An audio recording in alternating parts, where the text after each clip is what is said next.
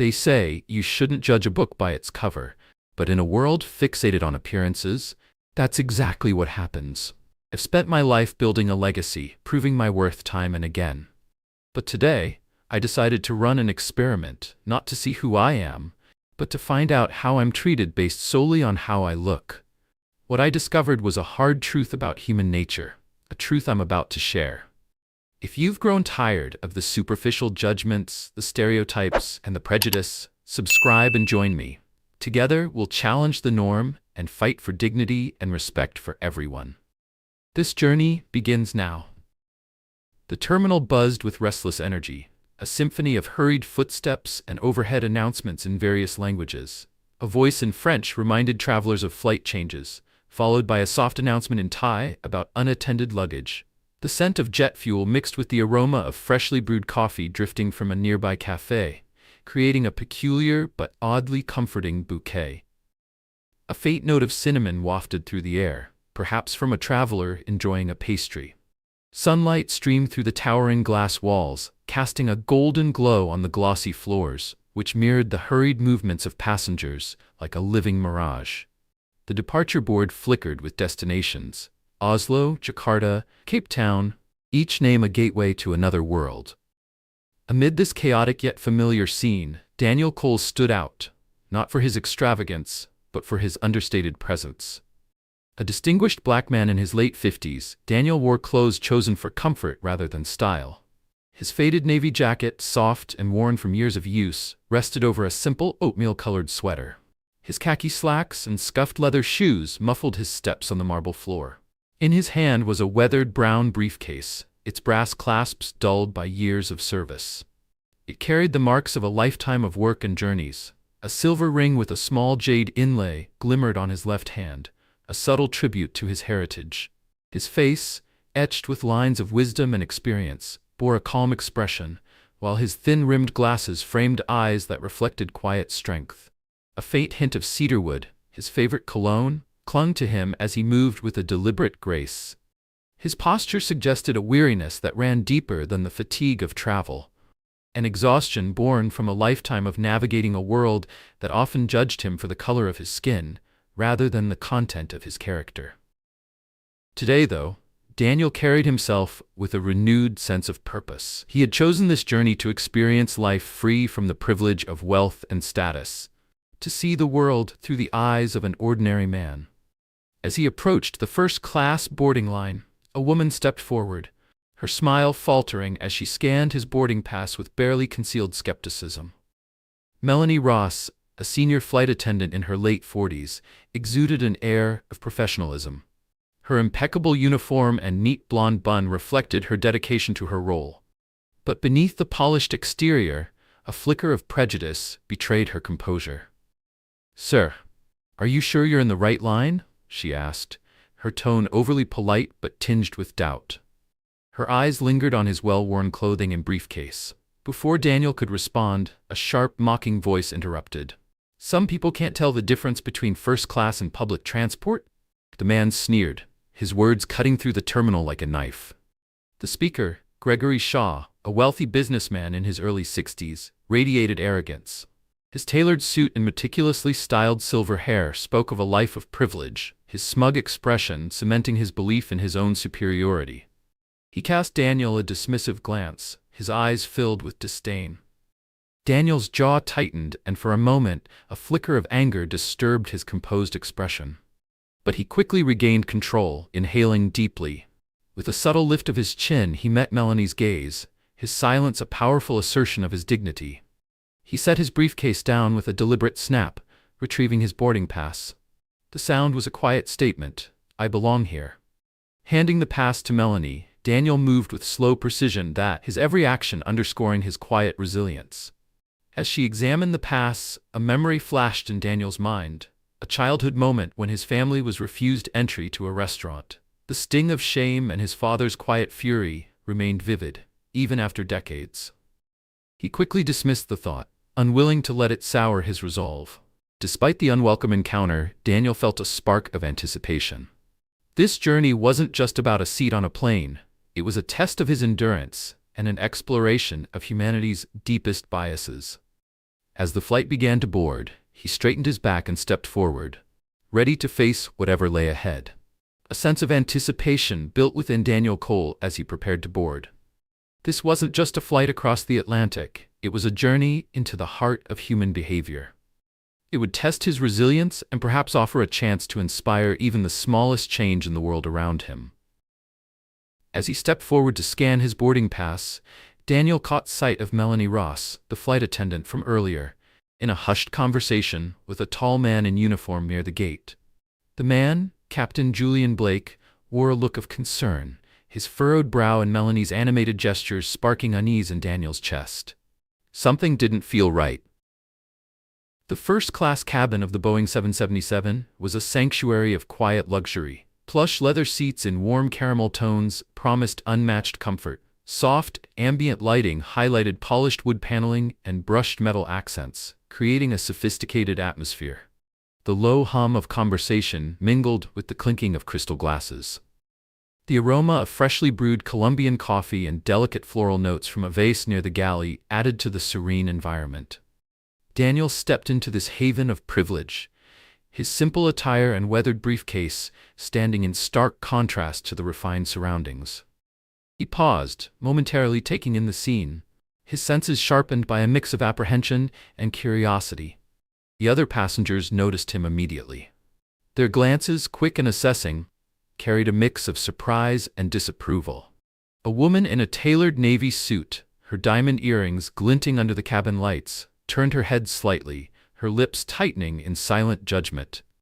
A man in a sharp business suit, engrossed in a copy of the Financial Times, lowered the paper just enough to glance at Daniel before returning to his reading, his expression one of quiet disdain. Daniel walked to his seat, 1A, the most coveted spot at the front of the cabin. Settling into the buttery soft leather, he inhaled the faint scent of its luxury. A quiet satisfaction washed over him. He had defied the initial judgment and claimed his place. But the familiar ache of frustration lingered. The unspoken reminders that he didn't belong in such spaces weighed on him. He closed his eyes briefly, willing the negative thoughts to fade. This journey had a purpose. He wanted to observe human behavior stripped of the filters of wealth and status. But even here, the persistent whispers of judgment followed him, clinging like an unwanted shadow. Just another day in paradise, he thought wryly, bitterness rising in his throat. Melanie, maintaining her skeptical air, lingered nearby. "Can I assist you with your bag, sir?" she asked, her overly sweet tone clashing with the calculating look in her eyes. Her presence felt less like hospitality and more like surveillance, a constant reminder of the initial doubt she had cast over him. A few rows back, Gregory Shaw, the wealthy businessman from earlier, resumed his quiet taunts. Leaning toward his much younger companion, a woman with flawless makeup and an air of boredom, he sneered. "Looks like they're letting anyone with a scratch-off ticket into first class these days." His companion stifled a nervous laugh, while a few nearby passengers exchanged disapproving glances. Daniel felt a surge of anger, a primal urge to confront Gregory, to lay bare his ignorance and prejudice. He imagined standing, revealing his true identity and watching Gregory's smug expression crumble. But he held back. Taking a deep breath, Daniel reminded himself of his purpose: to learn, to observe, and to remain composed. He wouldn't let the pettiness of others derail his resolve. The tension in the cabin shifted suddenly when a loud voice broke through the subdued atmosphere. "Excuse me?" A woman in a vibrant floral dress stood with a dramatic gesture, her face flushed. "That man just bumped into me and didn't even apologize," she exclaimed, pointing directly at Daniel. Startled, Daniel looked up. He hadn't even noticed the woman before. Before he could respond, she continued, her voice rising. "Typical. No manners. Some people just don't know how to behave in civilized society." The accusation hung in the air, drawing every eye in the cabin to Daniel. Frustration surged within him. He hadn't touched her, but the woman seemed determined to make a scene. Daniel opened his mouth to defend himself, but before he could speak, a calm voice from behind interrupted. "I believe you're mistaken, ma'am," said a young flight attendant, her tone steady and clear. The woman turned sharply, clearly unprepared for the interruption. "You're mistaken, ma'am," said Sophia Ruiz, the young flight attendant from the gate, her voice calm but firm. I saw the entire thing. The gentleman was simply reaching for his magazine when you bumped into him. The woman in the floral dress faltered, her face flushing a deeper red. Well, she stammered, unable to sustain her charade under Sophia's unwavering gaze. Sophia continued, her tone polite but resolute. Perhaps we could all try to be a bit more mindful of our surroundings. Defeated, the woman mumbled an apology and slunk back to her seat. Daniel turned to Sophia, a grateful smile spreading across his face. Thank you, he said softly. That was very kind of you. Sophia blushed slightly, adjusting the edge of her uniform. It's no problem, sir, just doing my job. As the plane taxied toward the runway, Daniel turned to the window. The world outside seemed to shrink below as they lifted off, but inside the cabin, the weight of the prejudices he had encountered stayed heavy. He thought of the countless flights he'd taken in first class before, flights where his wealth shielded him from scrutiny. This time, though, felt raw and unfiltered. He wasn't just another passenger now. He was an observer of human nature, watching the cracks in a facade of civility that still concealed prejudice and inequality. Sophia's simple act of fairness was a small but meaningful reminder that there were those willing to stand up for what was right. But Melanie Ross, still simmering with frustration beneath her professional demeanor, had other plans. She straightened her uniform, smoothed her bun, and with a forced smile, marched toward the cockpit. The click of her heels echoed sharply in the quiet cabin. At the cockpit door, she knocked smartly and whispered in hushed tones with Captain Julian Blake. Moments later, the captain emerged, his expression stern, his navy uniform pressed to perfection. His silver pilot wings glinted under the cabin lights, and his authoritative presence turned heads as he strode purposefully toward Daniel's seat. "Sir," Captain Blake began, his voice firm, "I understand there's been some confusion regarding your seating assignment." Daniel, who had been reading an article in a well-loved copy of The Observer, glanced up. A flicker of annoyance crossed his face, but he kept his tone steady as he replied, "There's no confusion, Captain. I'm in the seat indicated on my boarding pass." He marked his place in the magazine with a worn leather bookmark, then leaned back slightly, his calmness unshaken. The captain's tone grew firmer. "May I see your boarding pass, please?" Daniel sighed inwardly. He had expected this.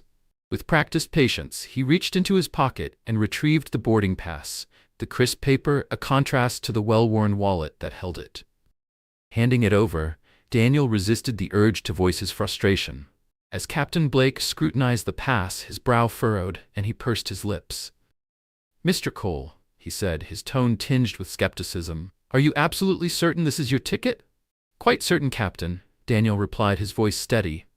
Yet a flicker of doubt, born from a lifetime of injustices, crossed his mind. What if there had been an error? What if this entire incident spiraled from some minor misstep? Quickly dismissing the thought, he reminded himself that he had triple-checked the details before boarding. Captain Blake hesitated, his gaze shifting between Daniel and the pass. Something didn't sit right with him. This man, in his simple clothes, didn't fit the profile of the typical first-class traveler. And yet, the boarding pass was irrefutably valid.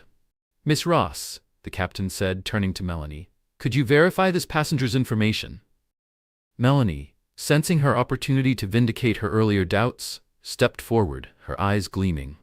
She took the boarding pass and began tapping impatiently on her tablet, cross-referencing the passenger manifest. As moments passed, her expression shifted. A frown creased her forehead. "Well?" Captain Blake prompted, a hint of impatience in his voice.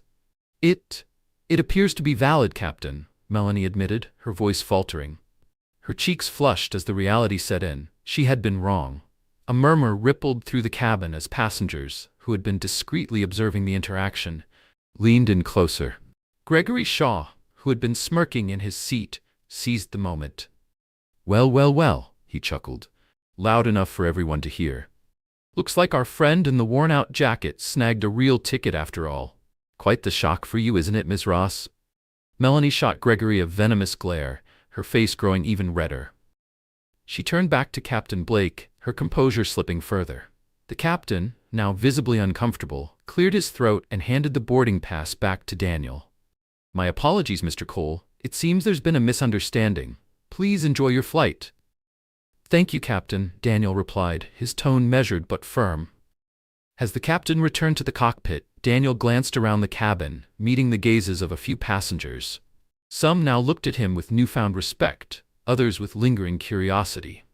He caught Sophia's eye as she stood near the galley. Her encouraging smile gave him a glimmer of reassurance in an otherwise frustrating encounter. Gregory, still seated a few rows back, reclined with a smug grin, clearly unrepentant. Daniel took a deep breath and turned back to his magazine, determined not to let the ignorance of others ruin his journey. He had weathered the storm with grace, but he couldn't help wondering how long it would take for the winds of prejudice to truly change. Embarrassment colored Melanie Ross's face as she stammered, her voice barely above a whisper. "Captain, I apologize for the inconvenience. It seems there's been a misunderstanding." Captain Julian Blake's expression softened slightly and he gave a curt nod. "Very well, Miss Ross. Please ensure Mr. Cole is comfortable and has everything he needs." After a pause, he added, "And perhaps a bit more discretion in the future would be advisable, wouldn't you agree?" He turned back to Daniel Cole, a flicker of apology in his steely eyes. "Mr. Cole, I apologize for the inconvenience. Please enjoy your flight." Daniel nodded, a tight smile playing on his lips. "Thank you, Captain." But inside, he couldn't shake the thought. That could have gone much better. As Captain Blake returned to the cockpit, Daniel settled back into his seat. His gaze swept across the cabin, meeting the eyes of several passengers.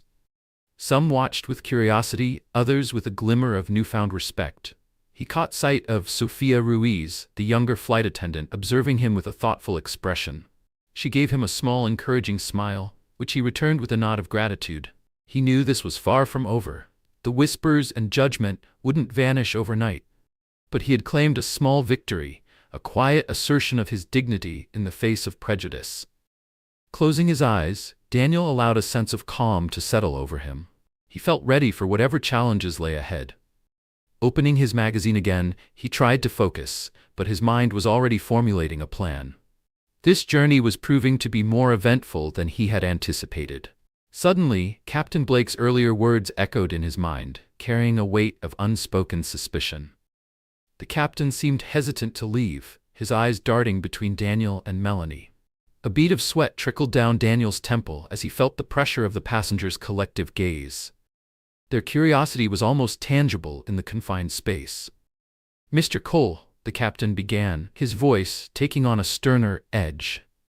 "To avoid any further misunderstanding, I'm going to have to ask you to step out of your seat while we complete the verification process." A wave of indignation rose within Daniel. He had endured enough. He opened his mouth to protest, to put an end to this absurd charade. But then he paused, a spark of defiance igniting in his eyes. "Let them dig their hole deeper," he thought. "I'll give them a moment they won't forget." With a sigh that seemed to carry the weight of a lifetime's injustices, Daniel slowly rose from his seat. The blood rushed to his face, the heat of humiliation spreading across his cheeks. Standing under the intense scrutiny of the cabin, he felt exposed. The first-class section fell into a tense silence. Some passengers averted their eyes, discomfort flickering across their faces. Others stared openly, their expressions a blend of curiosity and judgment. From his seat, Gregory Shaw couldn't resist adding fuel to the fire. He leaned forward, a smirk plastered on his face, and muttered just loud enough for Daniel to hear. "Looks like the jig is up, old man." Daniel's hands clenched into fists, his nails pressing into his palms. He fought the urge to lash out, to wipe the smug grin off Gregory's face. But he stood his ground, his gaze fixed on Captain Blake. A silent challenge burning in his eyes. Melanie, sensing her moment of vindication, bustled forward, her tablet clutched in her hands. "Captain," she began, her voice dripping with false concern, "I'm afraid there seems to be a discrepancy in Mr. Cole's booking information. It appears his ticket may have been misplaced." The captain nodded grimly. "Thank you, Miss Ross." He turned to Daniel, his tone now sharp with authority. "Mr. Cole, I'm going to have to ask you to accompany Miss Ross to the galley while we sort this out." A surge of anger swept through Daniel. He wanted to resist, to tell them all exactly where they could go. But he bit his tongue. Let them play their hand. Let them expose their prejudice for everyone to see. As he followed Melanie down the aisle, he felt the eyes of the passengers boring into his back. Their whispers seemed to echo in his ears, amplifying his frustration. When they reached the galley, Daniel caught Sophia's eye. She stood near the doorway, her expression a mix of concern and helplessness. She offered him a small, apologetic smile. He returned it with a faint nod, a silent acknowledgement of her understanding. The galley was a stark contrast to the opulent first-class cabin. The cramped space buzzed with the hum of the engines, and the air was thick with the mingling scents of reheated meals and stale coffee. Melanie turned to face Daniel, her expression smug, triumph flickering in her eyes. "Well, Mr. Cole," she said, her voice laced with sarcasm, "it seems your little charade is over. Care to explain yourself?" Daniel met her gaze calmly, his expression unreadable. Reaching into his pocket, his fingers brushed against a familiar object. The time has come, he thought. Daniel Cole's heart pounded like a drum, a blend of anticipation and righteous anger coursing through his veins.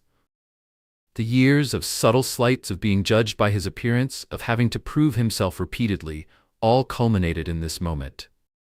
"Well, Mr. Cole," Melanie Ross sneered, her voice dripping with sarcasm, "it seems your little charade is over.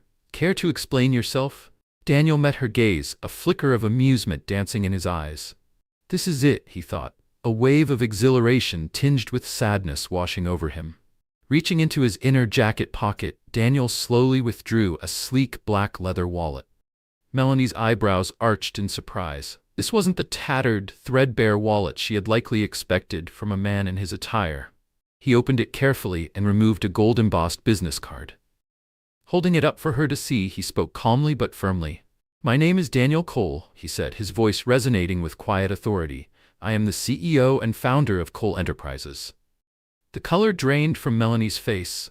Her eyes widened in disbelief, and her mouth formed a silent "oh." The card, with its elegant simplicity, seemed to mock her assumptions. A wave of dizziness washed over her as the reality set in. "This can't be happening," she thought. "That man, a CEO? But he looks like... She couldn't even finish the thought. Daniel's voice rose slightly as he continued, his words filled with resolve. "I chose to travel incognito to experience life without the privileges my position affords. But it seems some people need a reminder that dignity and worth are not determined by appearances." Stepping past the stunned flight attendant, Daniel strode back into the cabin, his head held high. The atmosphere had shifted palpably, and the passengers sensed it. Their gazes followed him, a mixture of curiosity and apprehension in their expressions. He stopped in the aisle, his presence commanding attention. Sweeping his gaze across the cabin, he spoke, his voice carrying the weight of the moment. "My apologies for the interruption," he announced. "I am Daniel Cole, and this," he held up the business card, "is my true identity." A collective gasp rippled through the cabin. A woman in the second row, startled, fumbled her champagne flute, snapping the stem with a sharp crack. A man in a business suit choked on his drink, coughing loudly. Gregory Shaw's jaw dropped, his face ashen, his arrogance replaced with shock. Even the woman who had falsely accused Daniel earlier shrank back into her seat, her eyes wide with fear. Daniel continued, his tone steady but powerful. "I understand that appearances can be deceiving, but let me remind everyone here that prejudice and discrimination have no place in our society. We must treat each other with respect and dignity, regardless of social status or outward appearance." He paused, a flicker of sadness crossing his face. "Why do I even have to say this?" he wondered. "Why is this lesson still so hard to learn?" Then, with a faint smile, he added, "And for those who are curious, yes, this is a valid first-class ticket." Returning to his seat, Daniel felt a mix of triumph and exhaustion. He had exposed the prejudice and ignorance that had plagued him for so long, and he had done it with grace and dignity. But at what cost? He glanced toward Sophia Ruiz, who stood near the galley door. Her eyes shone with admiration, and she gave him a small, supportive smile. He winked at her, a silent acknowledgement of their shared understanding. The cabin remained silent for a long moment as the passengers processed what had just unfolded. Then, slowly, a smattering of applause began. It started hesitantly but grew louder, with a few passengers rising to their feet. Some nodded in approval, their expressions shifting from judgment to respect. Daniel had turned the tables. transforming what could have been a humiliating moment into a powerful statement about human dignity and the absurdity of prejudice. Just as the applause began to subside, a voice boomed over the cabin intercom. "Mr. Cole?" It was Captain Blake, his voice steady but subdued. "May I have a word with you, please?" The captain's words cut through the cabin like a knife, and a hush fell once more. Passengers watched as Captain Blake made his way toward Daniel, his face a mixture of apprehension and newfound respect. "Mr. Cole," the captain began, his tone apologetic, "I deeply regret the misunderstanding and the inconvenience this has caused you. May I speak with you in private?" Still riding the adrenaline of the moment, Daniel nodded graciously. "Of course, Captain." As he rose from his seat, Daniel couldn't help but notice the flicker of curiosity, and perhaps a hint of fear in the captain's eyes. Following Captain Blake toward the front of the cabin, Daniel's footsteps were muted by the plush carpet.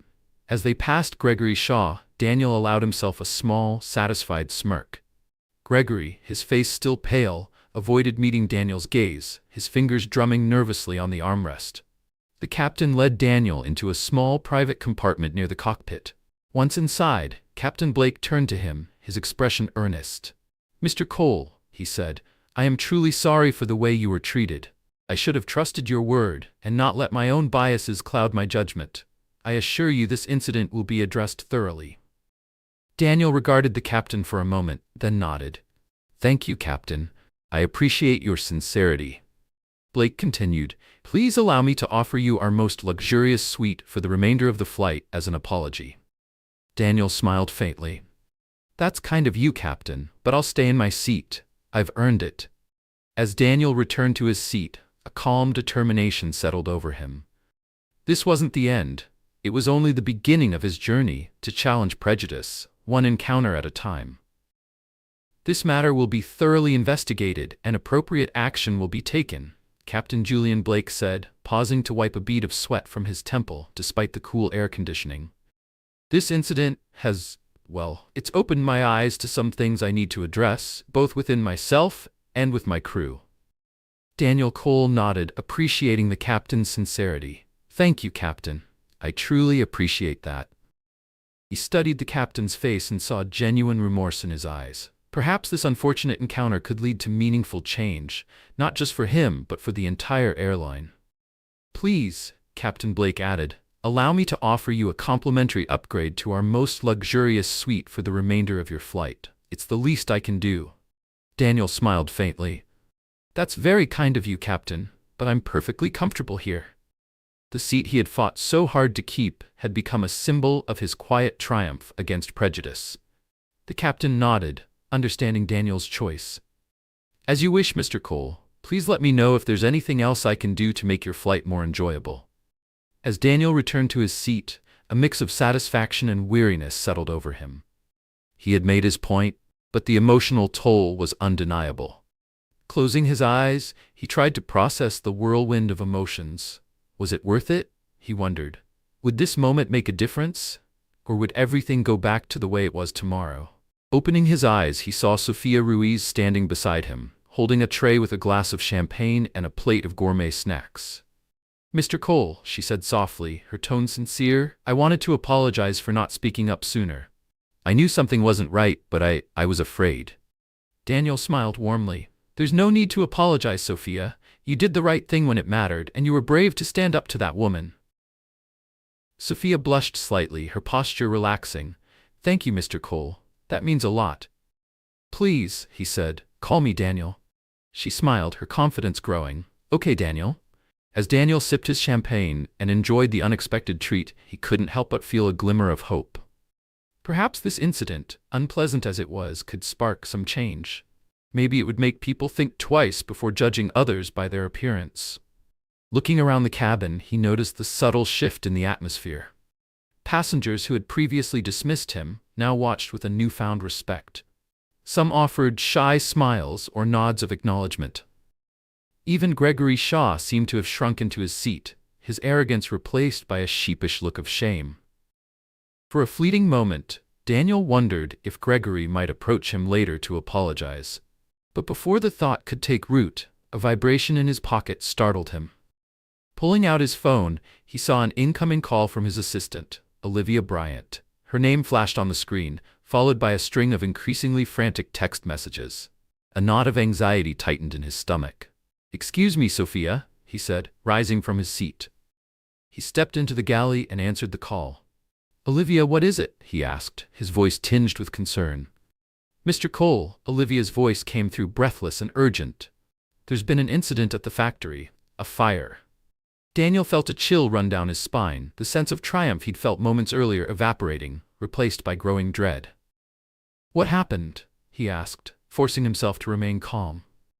"It was a faulty electrical panel," Olivia explained, her voice shaky. "It sparked a fire in the main production area. The sprinklers came on, but not before several workers suffered burns and smoke inhalation. Thankfully, no one was critically injured, but the damage is extensive." She paused, her voice breaking slightly. "The fire marshal said it's a miracle no one was killed." Guilt washed over Daniel, hitting him like a punch to the gut. "I should have been there," he thought.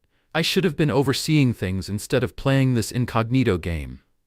He cursed his decision to step away, to indulge his curiosity about human behavior. The consequences were no longer hypothetical, they were painfully real. Lives and livelihoods were at stake. "Olivia," he said, his voice resolute, "I'm on my way. I'll be there as soon as I can. In the meantime, make sure everyone gets the medical attention they need.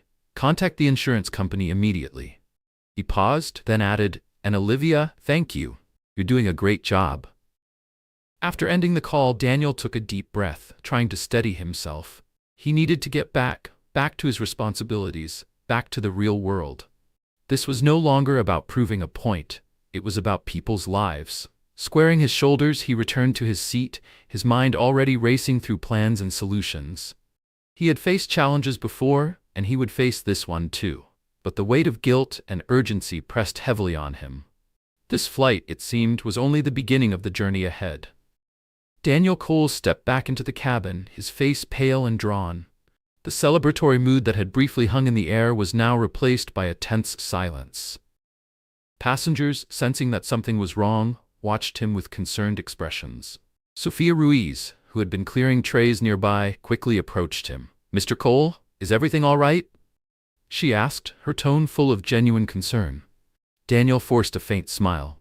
"I'm afraid I have to cut my trip short, Sophia. There's been an emergency at the factory." Her eyes widened in alarm. "Oh no, is everyone okay?" "There were some injuries, but thankfully, nothing life-threatening," Daniel explained. "I need to get back as soon as possible." Sophia nodded, her face etched with worry. "Of course. Is there anything I can do to help?" "Thank you, Sophia," Daniel said sincerely, "but I need to speak with the captain." He approached the cockpit and quickly explained the situation to Captain Julian Blake, who immediately offered to arrange for an emergency landing at the nearest airport. "Mr. Cole," Captain said gravely, "I understand this is a difficult situation. We'll do everything we can to get you on the ground as quickly as possible." Daniel nodded, deeply appreciative. "Thank you, Captain." As the plane began its descent, a whirlwind of emotions swirled within him. Anxiety about the factory, guilt for being away when he was needed most, and frustration that his journey had been cut short, all weighed heavily on his mind. But amid it all, he felt a renewed sense of purpose. He thought about his employees, their families, and the livelihoods that depended on the factory. He had always been there for them, and he would continue to be. The lessons from this brief but intense flight weren't wasted on him. His desire to prove a point about empathy and understanding was rooted in his own experiences with prejudice. Now, he vowed to become not just a better leader, but also a stronger advocate for equality and respect. Glancing around the cabin one last time, Daniel's gaze lingered on the passengers. Would they remember this incident? He wondered. Would it make them reconsider their assumptions about others? He hoped so. In the end, that was what truly mattered. Using his platform and voice to fight for a world where everyone was treated with dignity was not just a responsibility, it was a necessity. As the plane touched down, determination surged through him. This crisis would not define him, but his response to it would. He would rebuild, stronger than before. Stepping off the private jet at the small regional airport, Daniel was immediately met by the acrid smell of smoke. The sight before him was one of controlled chaos. Fire trucks and ambulances surrounded the factory's perimeter, their flashing lights casting an eerie glow in the twilight.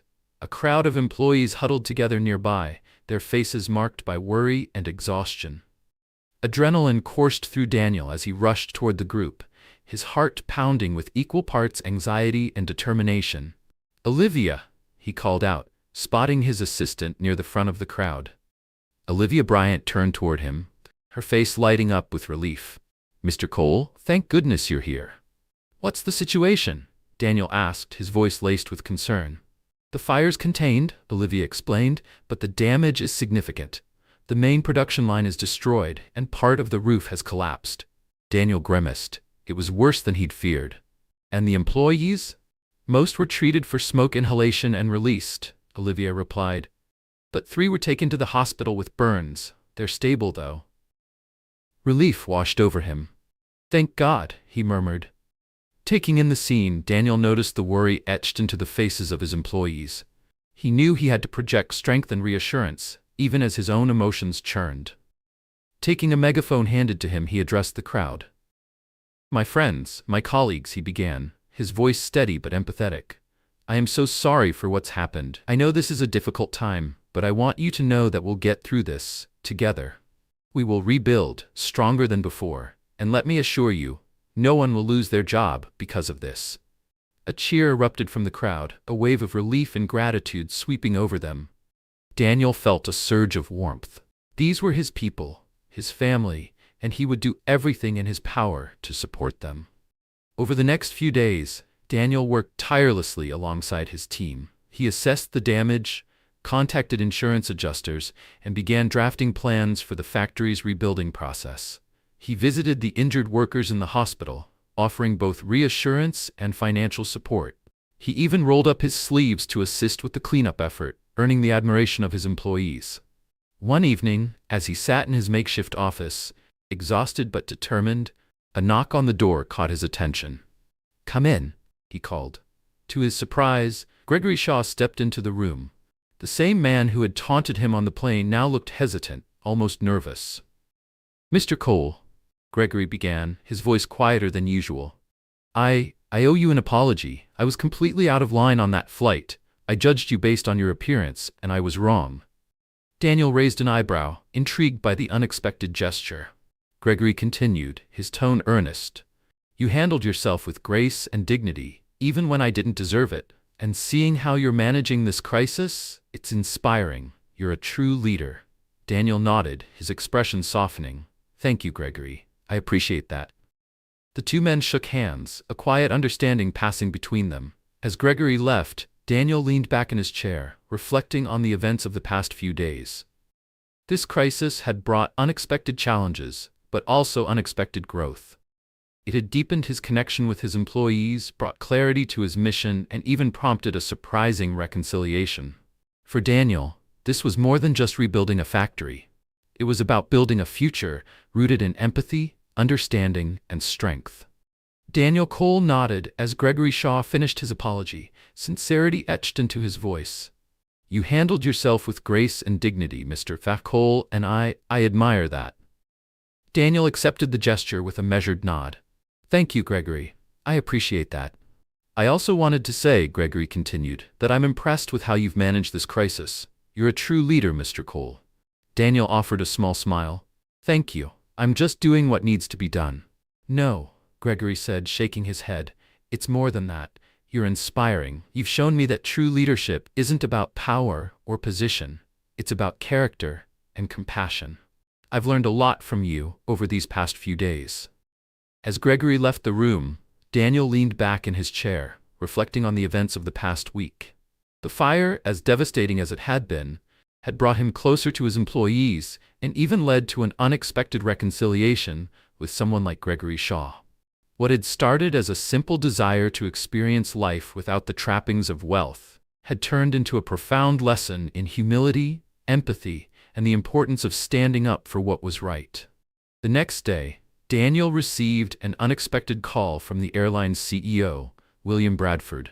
"Mr. Cole," Bradford began, his tone apologetic, I want to personally apologize for the unacceptable behavior you experienced during your flight. We are taking immediate steps to address this, including mandatory diversity and sensitivity training for all our staff. Additionally, Miss Melanie Ross has been suspended pending further investigation, and Miss Sophia Ruiz has been commended for her courage and professionalism.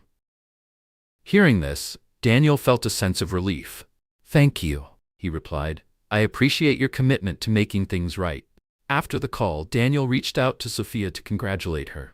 "Sophia," he said warmly, "I heard about your commendation. You deserve it. You showed great courage and integrity." "Thank you, Mr. Cole," Sophia said, her voice filled with emotion. "That means a lot to me." "And Sophia," Daniel continued, "I have an idea. I'd like to create a scholarship program for young people from underprivileged backgrounds who are interested in careers in aviation. I'd like you to help develop it." Sophia's excitement was evident. "That's an amazing idea, Mr. Cole. I'd love to be a part of it." Daniel smiled, feeling hopeful for the future. This was just the beginning. He would use his resources and influence to continue fighting for equality and justice, creating opportunities for others, regardless of their background or appearance. The story of Daniel Cole's experience on Flight 358 spread quickly, first among passengers, then across social media. What began as hushed whispers escalated into a global conversation. The hashtag #Justice for Daniel Cole trended worldwide, and the airline found itself in the middle of a public relations storm. News outlets clamored for interviews, and social media was ablaze with posts both condemning the airline and praising Daniel for his grace and powerful message in the face of prejudice. Under mounting criticism and calls for boycotts, William Bradford took swift action. He issued a public apology to Daniel and announced a comprehensive review of the airline's policies and practices. A task force was formed, including diversity and inclusion experts, union representatives, and passenger advocacy groups. Over the next several weeks, the team conducted employee surveys, reviewed policies, and analyzed customer feedback. The result was a sweeping overhaul of the airline's approach to diversity and inclusion. Mandatory training programs. All employees were required to complete courses on unconscious bias, cultural sensitivity, and conflict resolution. A new code of conduct. A revised policy emphasized treating all passengers with respect and dignity, regardless of their background or appearance. Reporting systems. A dedicated hotline was created to report discrimination, ensuring accountability. Recognition programs. Employees who championed diversity and inclusion were celebrated with awards and incentives. Sophia Ruiz, hailed as a hero for her courageous actions, was promoted to a leadership role in implementing the training programs. She traveled to various airports, sharing her story and inspiring colleagues to embrace the airline's new commitment to inclusivity. "I used to be afraid to speak up," Sophia confessed during a workshop in Chicago. "But after witnessing what happened to Mr. Cole, I realized that silence is complicity. We all have a responsibility to create a more inclusive and welcoming environment for everyone." For Daniel, the journey had not ended. The factory's recovery, the scholarship program, and the cultural shift he hoped to inspire in the airline industry were just the beginning. As the sun set outside his office window, he thought about the road ahead. It wouldn't be easy, but it was worth it. Real change took time, effort, and a willingness to challenge the status quo. He had learned that true wealth wasn't found in material possessions, but in the strength of one's character and the connections we build with others. With each step forward, Daniel vowed to keep fighting for a world where dignity, respect, and equality were more than ideals. They were the norm. "I realize that silence is complicity," Sophia Ruiz said during a training session at one of the airline's hubs. "What happened to Mr. Cole taught me that we all have a responsibility to create a more inclusive and welcoming environment for everyone." Her courage and leadership inspired others to speak up and take action. Meanwhile, Gregory Shaw, humbled by his experience on the flight and inspired by Daniel's leadership, took an unexpected step forward.